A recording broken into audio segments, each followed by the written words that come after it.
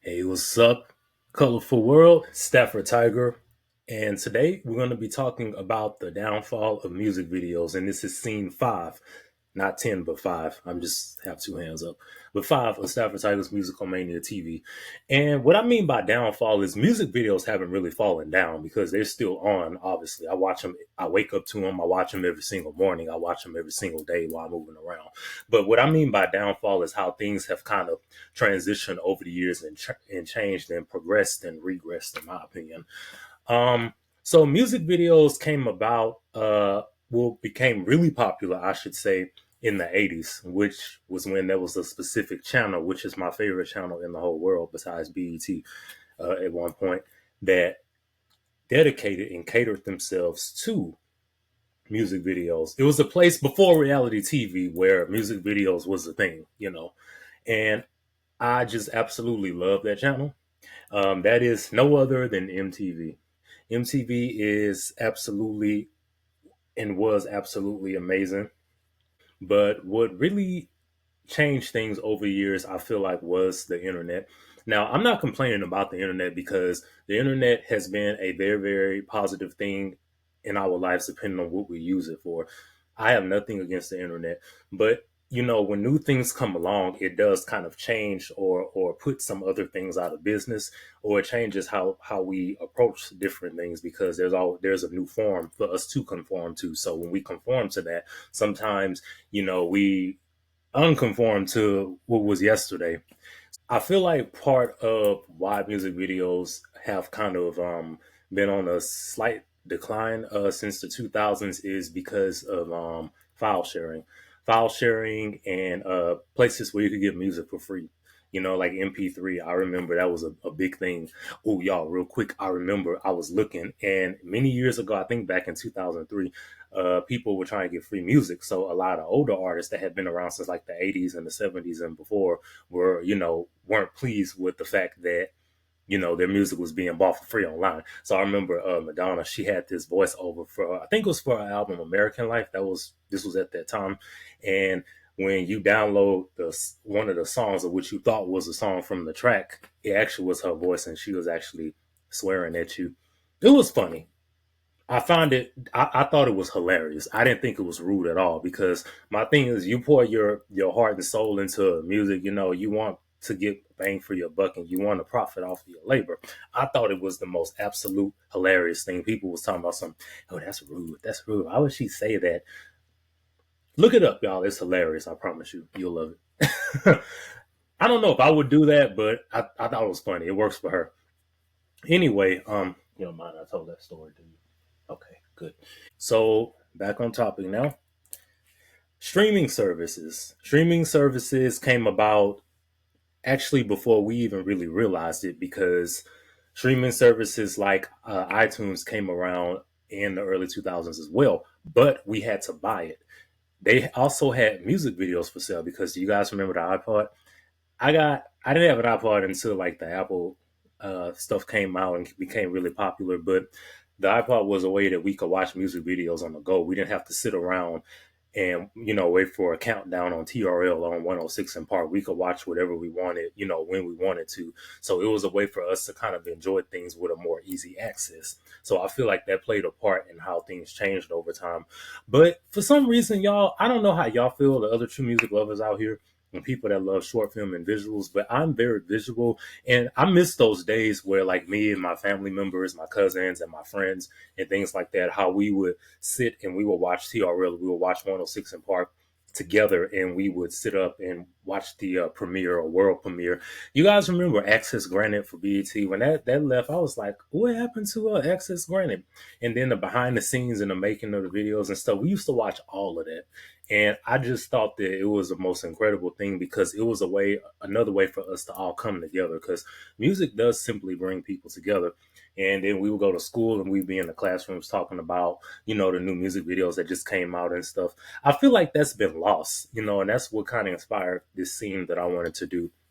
Because between file sharing, getting music for free, and then also the streaming platforms, I think that I believe that why there isn't a whole lot put into short films anymore is because, first of all, a lot of us, we don't realize. I realize because I have many more music videos I would love to do, but the costs.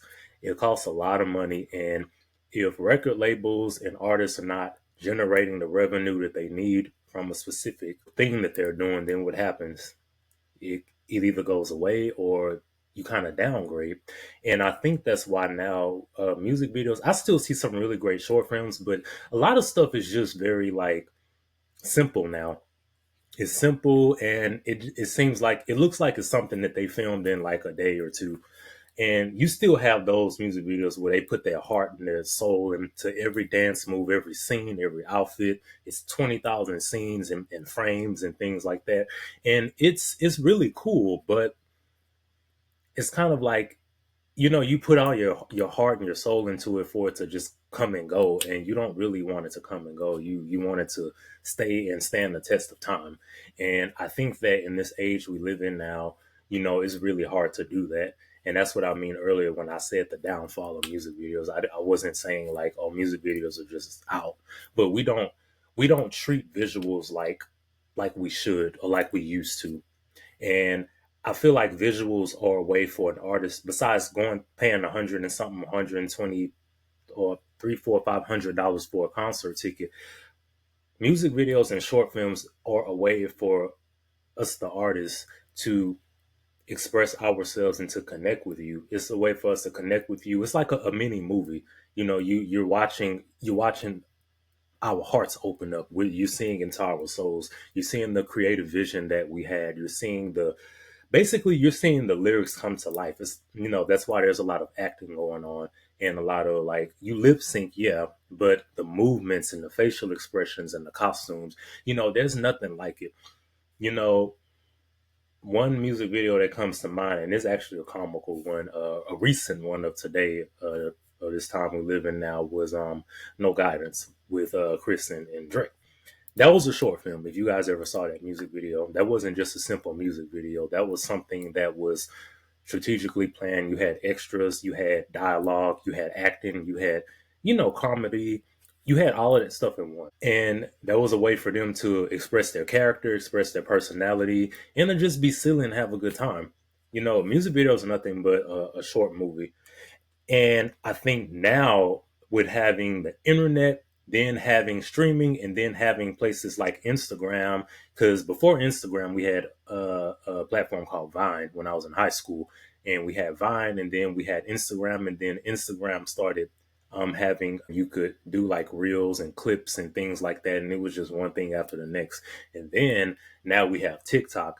And TikTok is actually a way, y'all, that a lot of people can cause their song to spread really fast. Reels, TikToks, shorts, all of that has been challenged with the music video. You know, it's gone down in value, but it's there. And I remember back in, dang, I could have my years wrong, but I believe around 2017, 2016, they were trying to revive TRL, and I remember they brought TRL back, and it didn't I don't think it went quite how they wanted it to go. I was watching it, of course. Anything music, y'all, I'm like on it. Like I think I'm on it like a decade before everybody else. I'm kind of like the person that's been like frozen in time and that saw everything before it happened, and then I'm waking back up and I'm coming and talking about it, and you just came out. I'm kind of like a psychic visionary when it comes to music because I'm on top of everything all the time. That's what I do in my spare time, and it's all I ever wanted to do with my life since I was a child. So I remember I watched every episode and I said, "This is pretty good," but I knew by looking at the way that others weren't really talking about it anymore. I knew it was just a matter of time before, it went away again, and that sucked. But I had to remember that we live in a different time now, and that things are just not the same anymore. But what I feel like personally, and it's no disrespect to the people at MTV, I love everything MTV's done over the years. I never missed the VMAs, any of that. But I feel like a good move would have been like to kind of just change it up to where you could do something like like they had where they would bring artists on and interview them and things like that. So maybe you could do that. Then they had performances still, not as many, but they had performances. They had the audience, the live and studio audience. But there, dang, I lost my train of thought. There was some gimmicks I had in mind that I thought would have been good for the show. But, it's a gamble at the end of the day because, you got to figure out how you're going to reach the youth, the adults, and everything in between. Because they're music lovers of all ages, and there are people that love art. But there is a lack of motivation, I feel like, with some artists and some music videos. And I think that the reason for that being is because, like I said earlier, you don't want to put a lot of money into something and that you're not gonna get generated back out of it, because it's kind of like you lose money. And that's what some people don't realize. It's all kind of it's a business. You basically, it's like you got to spend money to make money when you working with art or with music and things like that. So I was doing some research a while back, and I remember seeing something where it says the decline of music videos started to happen in the late 90s, early 2000s. And I mean, I was a small kid back then, so I can't really argue with it, but I don't feel like that's the case because 106 in Park was still around, doing very well. TRL was doing very well, and then we had another channel that's not around anymore. We had Fuse Network, and then we had Vivo, and then we had a bunch of other stuff. I don't even remember everything because there were so many platforms and channels, and some stuff stayed and some stuff went, but there were a lot of different things we still had. So I don't think that that's the Heat. We had a show on BET that used to come on called The Heat. That one I don't think lasted very long though. But we had so many outlets and things, of that nature. So I don't really think that I kind of disagree that they were on decline back then. I think now it is. But when you look at YouTube, because YouTube is like the biggest thing in the world right now. But when you look at YouTube, I think that there's still hope because when you look at the numbers, you look at the views of all of these different artists, even independent artists, the amount of views they're getting. I think that there is still hope for tomorrow, but we have to remember that short films tell a story of our favorite songs, and it's a way for us to connect to the audience, and it's also a way for us to connect with one another like we once did. And I just feel like that's one of the things that's missing. A lot of the young kids today, I understand it's a different time, and look, record sales may not be the same, music videos may not be the same, but music itself is doing very well. So what I think we need to kind of figure out is how it can do well enough to bring us all back, to connect us back together, like as one, like we once were. Because there was a time where a lot of people were really really into music. They were really really into short films. Even people that weren't big music people love music, and we all would wait around for music video premieres and things like that. And I just feel like that excitement has been kind of lost. So I would love for us to find that again, as a society, because I think that it'll be a little bit more, peace. I like even during the pandemic, which was a crucial time, the year 2020. Perfect way to start off the decade, huh? I say sarcastically. I had MTV, so I danced in quarantine like it was no tomorrow. But at the same time, there were music videos like I Can't Breathe from her, from what had happened with the police officer, and the I don't want to go into detail about it, but it was that. And then there were songs like Stuck With You from Justin Bieber and Ariana Grande, was shot straight to number one. Looking at that music video and looking at everybody else, all what's the word I'm looking for? Quarantined, with the people that they love or by themselves. I felt like that was a way for us all to still connect in a sense, because it lets you know, like, hey, I'm not alone. I'm not the only one in quarantine. Everybody else is, in confinement as well. But it was a way for us to virtually connect with one another and say, like, hey, we're all in quarantine, but guess what? You're not alone. you know. So that was something that I really liked, and that was a way for us to all come together. And honestly, I have to say, I think we did really good, connecting during the pandemic because we never needed technology and the internet like we needed it then. That's why I say, even if you don't like social media, even if you don't like technology, even if you're not big with the internet, it does have its positives and its benefits, and that was one of them because that was a way for us to still connect with one another. But as far as music videos and short films go, all of the elaborate outfits and the intense choreography and the angles and the frames and the flashing lights and these there's some really really dope music art directors out there. And I know, not personally know, but I'm talking not yet at least, but there's some really great creative directors out there, and they have all of these visions, but it's kind of like they want to do all of this stuff, but is it going to be appreciated and stand the test of time at the end of the day? That I feel like is a really important thing because I see a lot of work that's classic worthy, and I'm like, this is a really great film. Look at the costumes, look at the angles, look at the lights, look at the way they dance, look at the frames per second. I really analyze like lighting and everything. Even though this lighting may not be the absolute best, but I didn't want too much lighting because I got like 30 ring lights.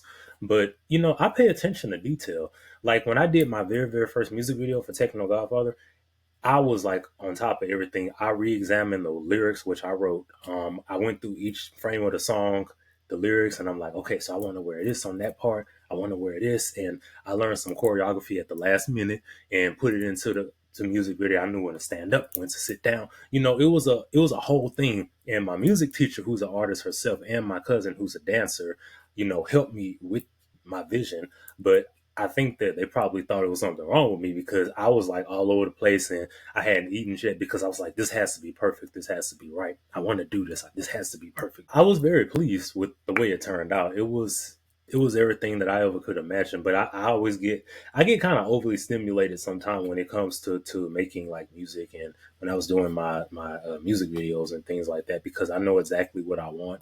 But I like to run it by other people that know what they're doing as well because I don't know everything, and I don't ever want to get this huge head and just where no one can tell me anything or suggest anything positive. So, I was always open to constructive criticism, but I knew where I belong, and that's kind of what inspired this scene right here that I wanted to do when I want to talk about music videos because music videos, you guys, is a very significant thing to the audio and to you, even if you don't know it because there's only so far and only so much an artist can do to express themselves on a track, on an audio.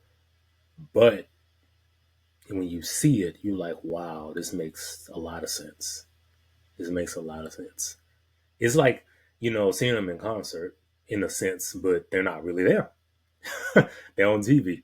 So, yeah, so just keep that in mind, and feel free to list some of your favorite music videos in the comment section, and when I have time or when I get around to it, which I will respond. Okay, just nice to know you're not alone.